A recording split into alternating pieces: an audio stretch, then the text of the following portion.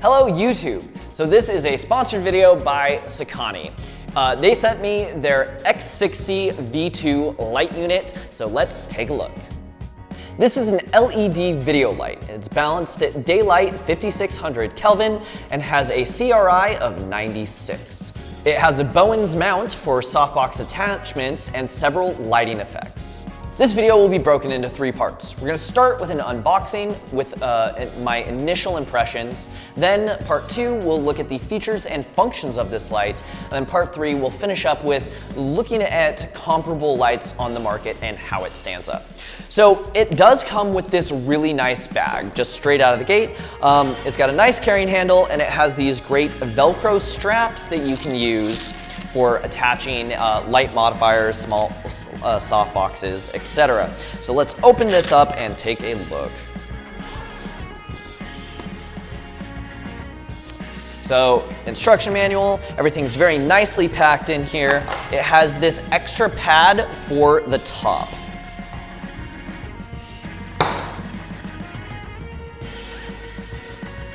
So here's the power adapter. The first thing that jumps out at me is kind of your standard 15-volt power brick. So one of the things that I like about a lot of my other lights is that they use more of that big cable that you would use, plug in your desktop computer. I kind of prefer those that have kind of the self-regulators in the unit, but that's the power this uses. It does come with a remote as well, so you can control all of the features and functions without actually having to go to your light. So that's a really nice addition. It does take AAA batteries. I tested this at home. I don't have AAAs with me, but it does work just as advertised. Who has AAA batteries? So it does come with a high output can reflector, and as I mentioned, it is Bowens mount. So Bowens is generally universal. I specifically have a long lineup of Pulsey Buff, which is actually the ball car mount. So not a lot of my stuff is interchangeable, but if you already have a lot of Bowens stuff, or if you're new, it is a very cheap accessory line with a lot of options. And then here is the actual light. So it's a lot smaller than I initially thought, and it has this really nice yoke attached to it. One thing that I noticed about the yoke is it has these teeth.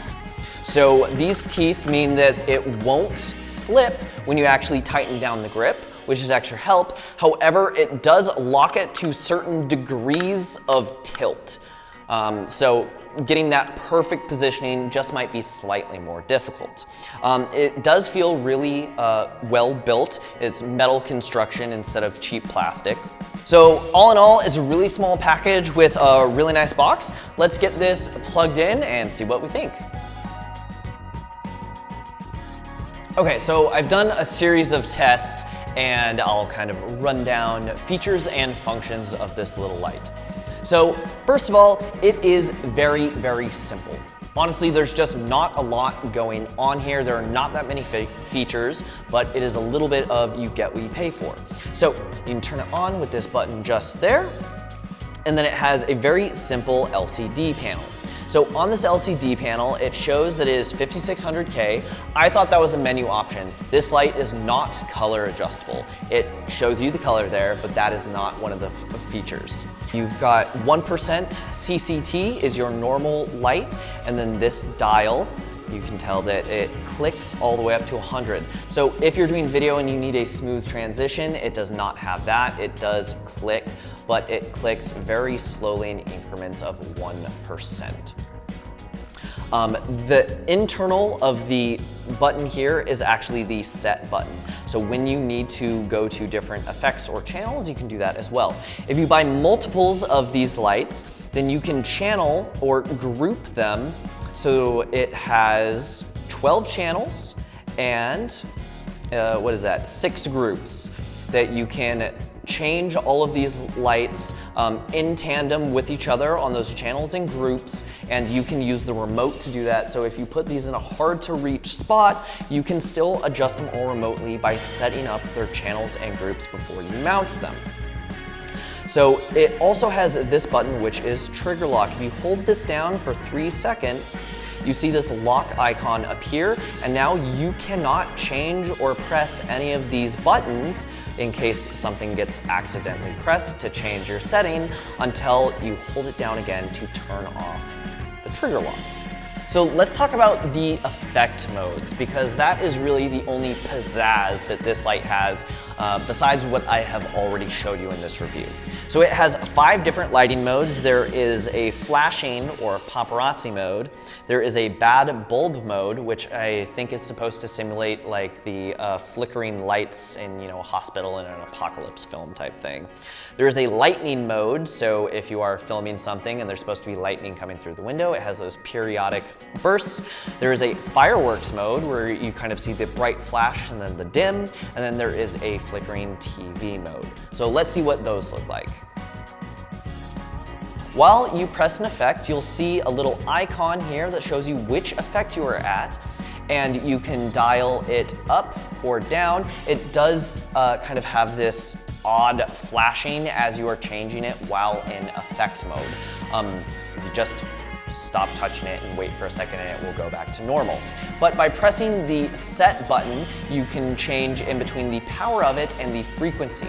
So the frequency, this obviously is faster on frequency 10, or you press that set mode and change it all the way back, frequency 1. So for all of these effects, I'm going to do it on frequency 8, which isn't so often that to be annoying, but fast enough that you can see it for the review in this video. So this is the flashing mode or paparazzi mode. So if you're a celebrity model having their shot taken down the red carpet, you can use this for that effect. This is the bad bulb mode. So the exact opposite of the paparazzi mode, instead of turning on every once in a while, it turns off every once in a while to simulate that fluorescent flickering effect. That was way too much. So these effects are random, and they can or cannot be exactly what you want while you're shooting. So here is the lightning mode, where theoretically you have spontaneous bursts of lightning coming in through the window on your actors' or models' faces. It has more intensity when it does flash, but it is less frequent than some of the other modes. So here is the fireworks mode. The icon on the back of the screen does not actually reflect at all the icon in the user manual. It actually looks like either a skull or a Mario mushroom. I'm not quite sure. But you get that bright light, and then it proceeds to dim as if the light of the fireworks are fading out. And then here is the TV mode, where the light is constantly on, but it has a small fluctuation in its brightness. It flickers to give it the effect of a TV. So this is frequency 8, and to me, it still seems a little too slow to actually simulate that effect, but it does a decent job. All right, so I've gone over the button panel and the different effect modes. Let's talk about my actual thoughts and feelings on this light. So I do like the toothed yoke. It means that you are going to be locked in nice and solid with whatever angle you choose. It does have a decent amount of range as well. So there is max extension. It can't go down without another additional bracket, but it can go up pretty far. So depending on how you mount this, you have a decent range of motion to work with. I still might suggest getting an additional bracket or using a boom if you need to get this light aimed in a more downward position. So I've had this light on almost constantly for about an hour now, and one thing that I will point out, if the power button can get just past the yoke there, it is a pretty tight fit right there, so just kind of be careful about your input. If you look at this light is far more fan and heat sink than it is light, frankly. So if you're looking inside these little vents, the electronics are all in this one little slot here, and the light is all in this one little slot here, and the rest of this is basically the fan that you'd have in your PC. It is a fan with a huge heat sink. So I've had this on for about an hour now, and it is pretty hot when I touch it right here, but when I actually touch the heatsink part, it is nice and cool. So I do think that this is generating a decent amount of heat, but that fan does a really good job at dissipating it, so you won't burn yourself by touching this unit. So all in all, this is a very small, compact unit compared with some of the other options at your disposal. I do like the yoke. This is very solidly constructed.